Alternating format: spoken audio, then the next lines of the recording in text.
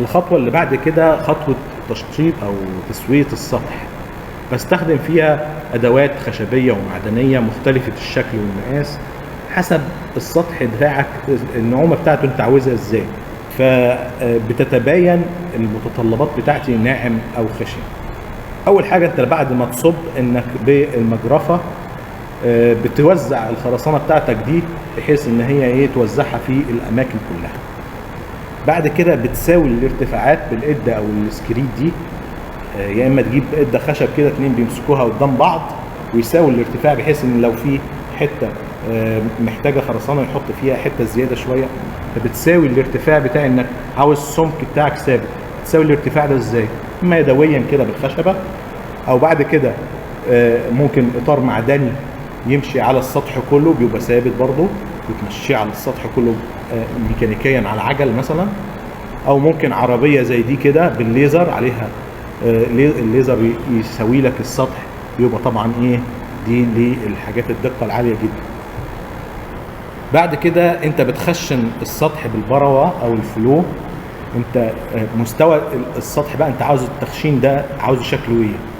ممكن يبقى حبيبات كده تخشين بتاعي، الحبيبات بتاعتي الركام بتاعي عامل لي سطح خشن كده. طبعا انا بحتاج التخشينه دي في ايه؟ ان هي تمنعني الانزلاق. يبقى لو عندك هتسيب مثلا بلاطه الناس ماشيه عليها مش عاوزها تتزعل، فعندي الفلوت فينش كده ممكن يبقى تمشي حاجه بروم يبقى فيها خطوط، ممكن سويرل بيبقى بدواير كده متداخله.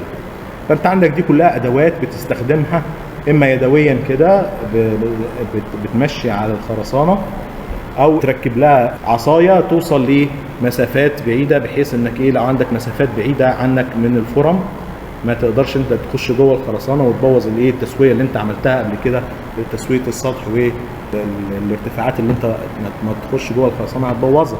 بتستخدم العصايه دي بحيث انك تخشن السطح بسهوله.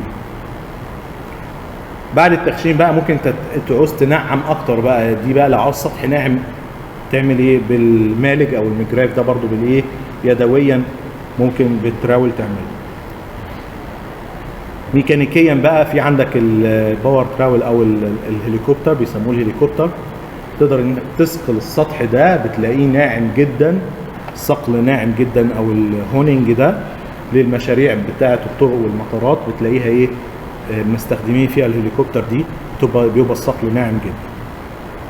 ممكن في الفواصل بتاعت عاوز تعمل فواصل انشائيه، فمحتاج ان الخرسانه بتاعتك يبقى فيها فاصل، فممكن تحتاج انك تعمل كات او جوينت كات بأداة كده زي دي بتبقى فيها حاجه حاده، بحيث انك تعمل الفاصل بتاعتك في الخرسانه وهي لسه طازجه قبل ما تتسلط. لو تسلطت قوي ممكن تنشرها بالمنشار او بالسو، طبعا دي حاجه اصعب.